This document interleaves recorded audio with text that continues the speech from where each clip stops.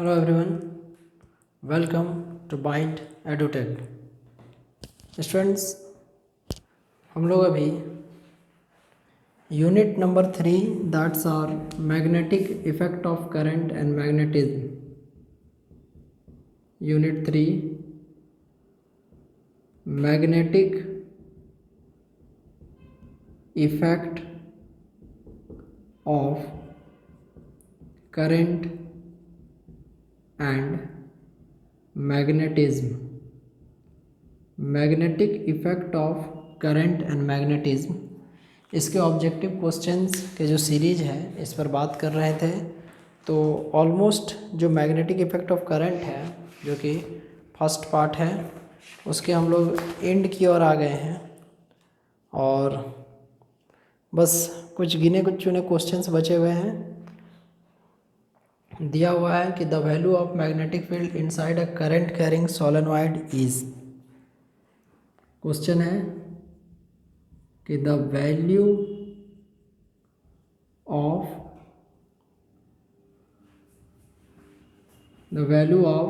Magnetic field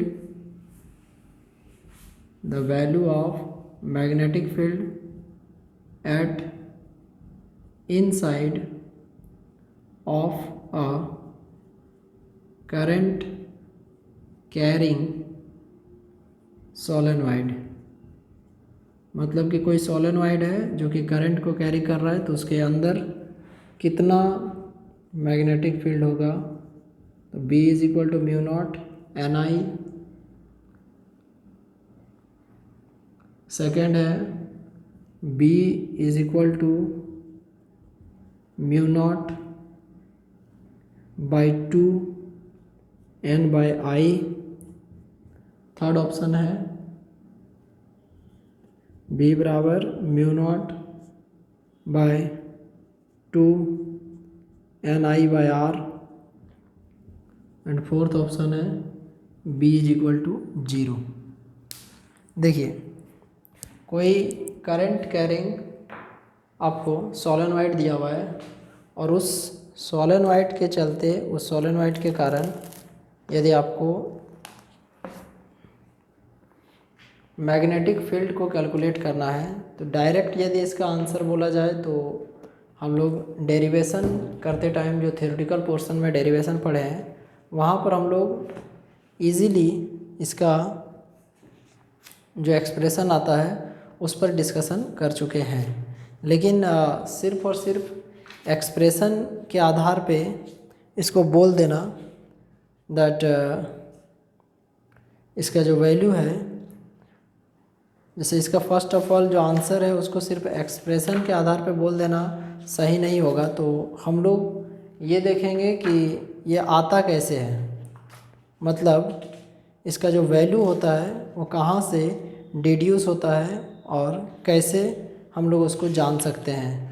तो first of all, यदि एक सोलेनॉइड है जिससे कि करंट पास हो रहा है, तो देन हम लोग एक सोलेनॉइड बनाते हैं।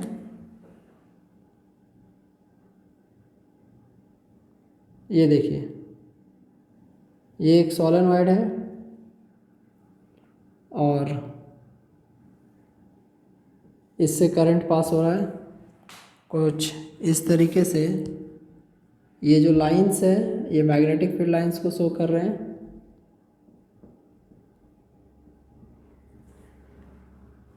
इस सोलेनॉइड से मान लीजिए आई करंट पास हो रहा है, ये लाइंस मैग्नेटिक फील्ड लाइंस को शो कर रहे हैं। अब जब सोलेनॉइड के बारे जब डिस्कशन किया जाता है तो हम लोगों ने ये पाया कि जो मैग्नेटिक फील्ड है वो यूजुअली सोलेनॉइड के अंदर बनता है, और जो सोलेनॉइड के बाहर मैग्नेटिक फील्ड बनता है वो बहुत ज़्यादा कमज़ोर होता है। इतना ज़्यादा कमज़ोर होता है कि हम लोग उसको नेगलेक्ट करके चल सकते हैं। तो इसी आधार पर आगे बढ़ेंगे एंड एक एम्पेरियन लूप बनाएंगे हम लोग। एक्चुअली सोलेनॉइड के बारे हम लोग एम्पियर सर्किटल लॉ में इसका डेरिवेशन करते हैं, तो एक एम्पेरियन लूप को इससे हम लोग फॉर्म करेंगे। First of all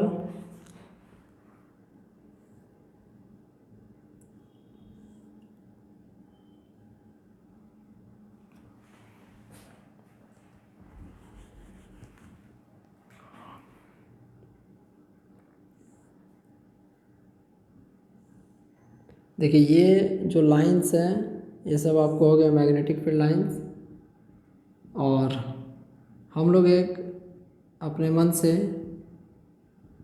rectangular एपमेरियन loop को कंसीडर करेंगे। इस लूप का नाम दे देंगे ABCD, और ये आपको मैग्नेटिक फील्ड B है।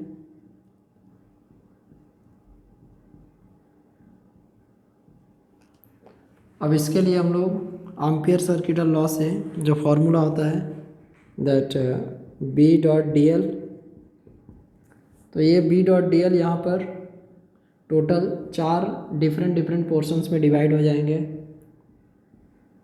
B.dl A से B, B.dl B से C, B.dl C से D, अगेन B.dl D से A। ये 4 अलग अलग पार्ट्स में डिवाइड हो गया, A से B, B से C, C से D, और एक हो जाएगा D से A। अब इसके बाद जो पोर्शन है D से A उसके विषय में लिखेंगे कि सिंस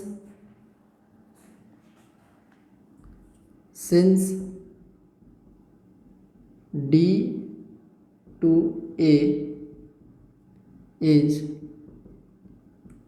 outside the magnet, जो D से A है पोर्शन वो मैग्नेट के बाहर है, तो उसके लिए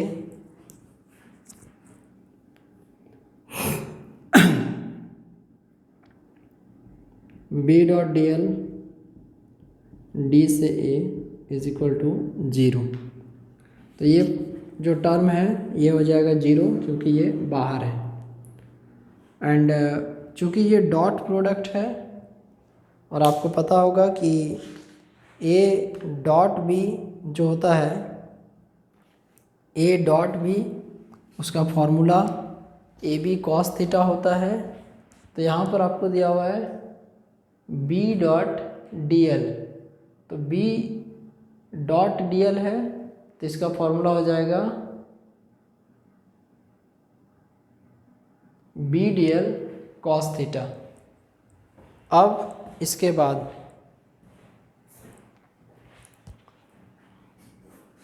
यहाँ पे जो रिमेनिंग टर्म्स हैं लिखेंगे since AB and CD, since AB and CD are, इसको बोलेंगे perpendicular to magnetic field. Since AB and CD are perpendicular to magnetic field, ऐसा होने से क्या होगा, तो ऐसा होने से ये एंगल बनाएगा 90 डिग्री, थीटा बराबर 90 डिग्री। तो यहाँ से हम लोग ये जो टर्म है B.dl A से B ये टर्म और C से D ये टर्म 0 हो जाएगा, और ये ऑलरेडी 0 हो चुका है। तो if all the terms will have their own value, then the remaining term will be only B.dl B to C। तो इन सब के रिमूव हो जाने के बाद आपके पास बचेगा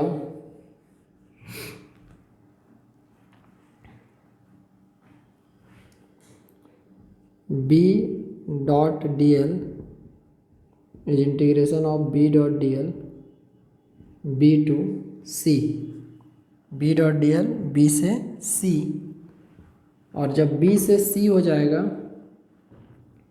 तो बी से सी में लिखेंगे बी डॉट डी एल में B D L cos theta B से सी। चूँकि ये स्मॉल पोर्शन को डी एल मानेंगे और ये आपको मैग्नेटिक फील्ड है, both are parallel, that's why the angle between B and D L will be 0 degree. तो यहाँ से लिख देंगे B dot D L is equal to B D L cos 0। Cos 0 का वैल्यू 1। तो close integration of B dot D L, B बाहर, integration of D L. तो यहाँ से क्या हो जाएगा B dot D L, B बाहर, डी एल का इंटीग्रेशन एल। तो यहाँ से हम लोग लिख सकते हैं B dot D L is equal to B into L. Let this is our equation number 1। Also we no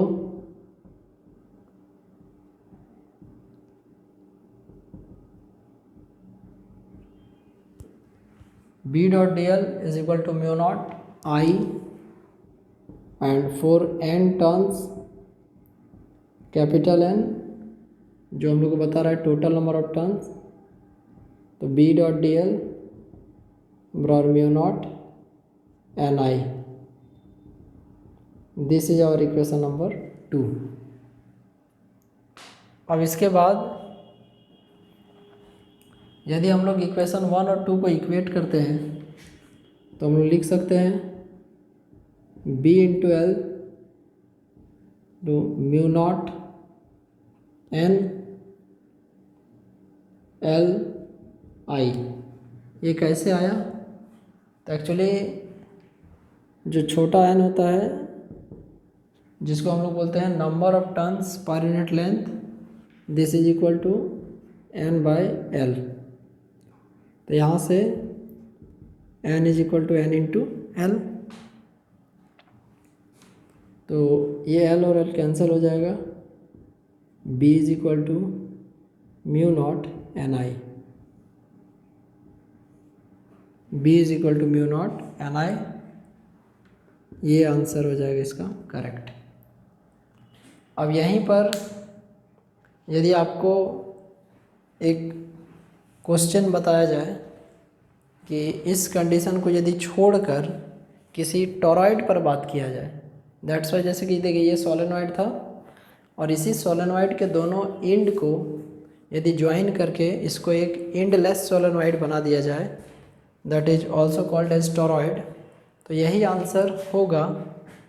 but यदि कभी उस आंसर को टोटल नंबर ऑफ टर्न्स के फॉर्म में दिखाना पड़े तो उस समय वहाँ पर वैल्यू आपको अलग आ जाएगा। अलग आ जाएगा कहने का सेंस, साथ में इसका रिवीजन करना बहुत ज़रूरी है। देखिए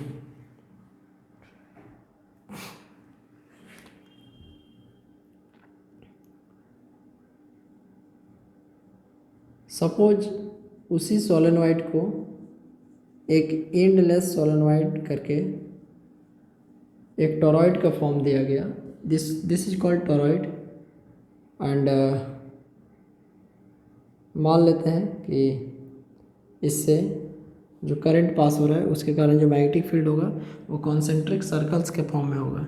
इसके चलते भी मैग्नेटिक फील्ड आएगा B is equal to mu naught N I. तो आपके मन में ये सवाल उठ सकता है कि दोनों में अंतर क्या है? आखिर सोलेनॉइड और टॉरॉइड दोनों में जब एक ही चीज़ आ रहा है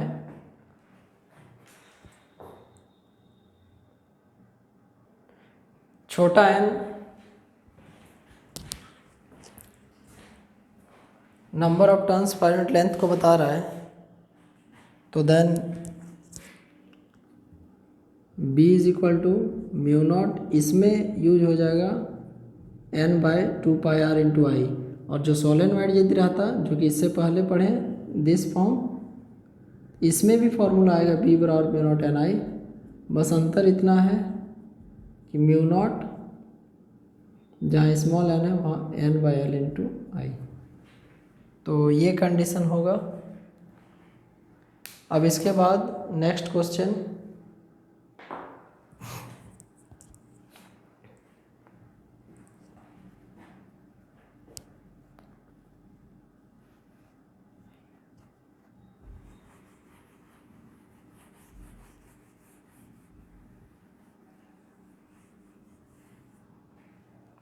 आगे है कि what is the magnitude of force experienced by a stationary charge when placed in uniform magnetic field। Question है what is the magnitude of force experienced by stationary charge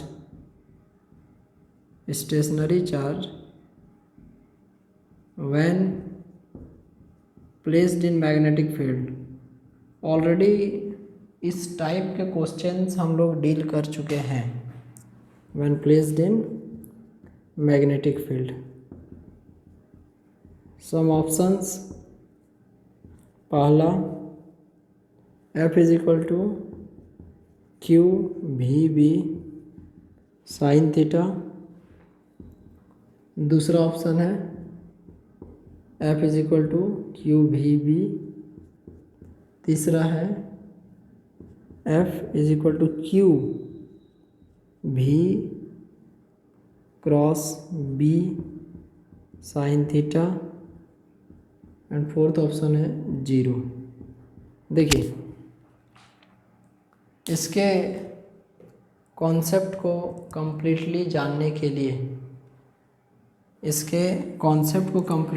के लिए किसी यूनिफॉर्म मैग्नेटिक फील्ड में जब कोई charge particle को रखा जाता है तो वो चार्ज पार्टिकल वहाँ पर जिस फोर्स को एक्सपीरियंस करता है उसको मैग्नेटिक फोर्स कहते हैं, और उसका जो मैग्नीट्यूड होता है वो दिया जाता है F is equal to q v cross B. जैसे A क्रॉस बी बराबर ए बी साइन थीटा, तो जो भी क्रॉस बी है q v B sine theta, F is equal to q v B sine theta.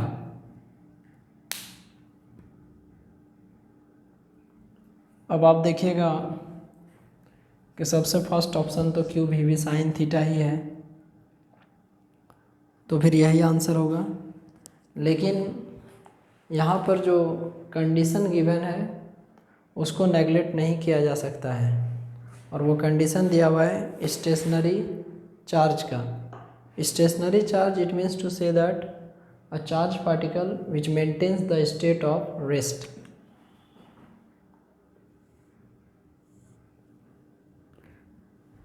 Eight the state of rest, या ऐसे लिखेंगे at stationary state V is equal to 0। यदि कोई charge particle stationery state में रहेगा, रुका हुआ रहेगा, तो उस कंडीशन में force F is equal to q v B sine theta की जगह पे जहाँ भी है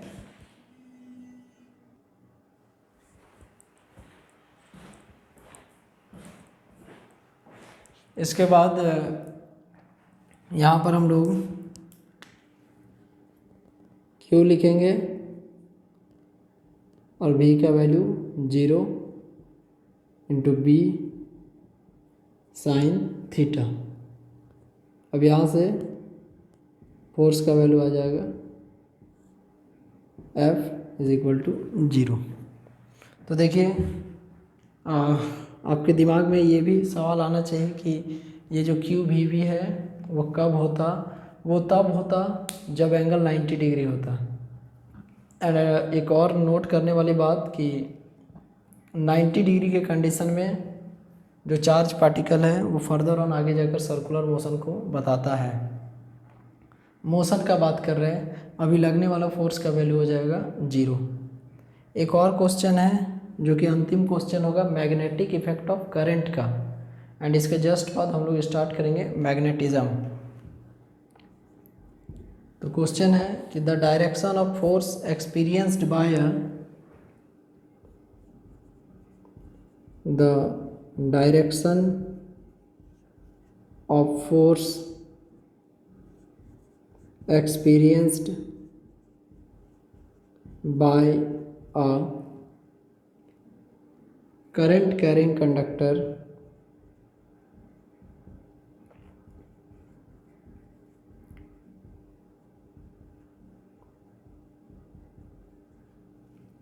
placed in magnetic field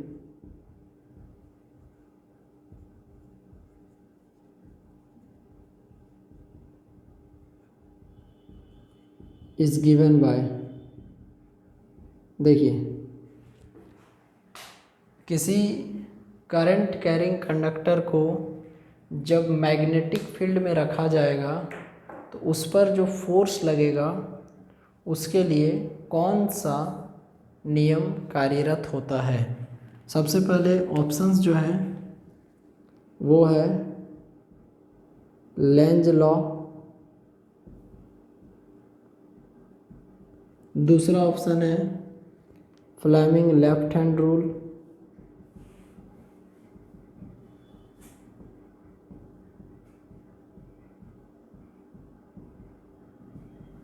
तीसरा ऑप्शन है फ्लेमिंग राइट हैंड रूल, और चौथा ऑप्शन है स्क्रू रूल। Screw rule. अब देखिए इसमें जो चार हैं दैट कोई करंट कैरिंग कंडक्टर को मैग्नेटिक फील्ड में रखने पर उस पर जो फोर्स लगेगा, इन चार नियम में से कौन सा नियम सबसे एक्यूरेट होगा। देखिए इसका सही आंसर होगा फ्लेमिंग्स लेफ्ट हैंड रूल। बाकी जो कोई भी ऑप्शंस में है they have their on specification but not suitable for the prediction of direction of force experienced bye a current carrying conductor. इसमें फ्लेमिंग्स का लेफ्ट हैंड रूल क्या कहता है, इस पर ज़रा डिस्कशन करते हैं कि that Fleming's left hand rule states that if we stretch the three fingers of our left hand such that they are mutually perpendicular to each other, and those three fingers are the central finger, forefinger and thumb।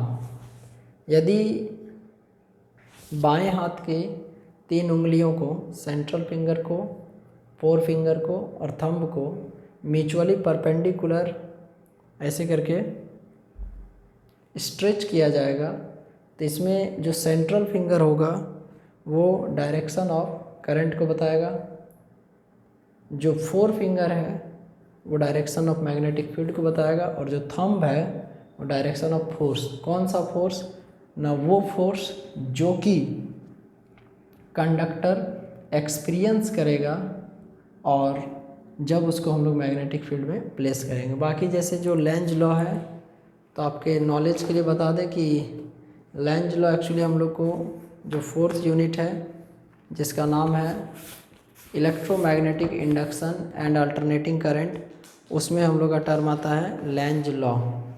तो Lenz law के बारे में वहाँ पर देखेंगे, और उसके बाद थोड़ा नॉलेज के लिए जान लेते हैं कि लेंज लॉ एक्चुअली क्या है, तो लेंज लॉ बताता है कि the polarity of induced EMF is such that it opposes the cause which produces it.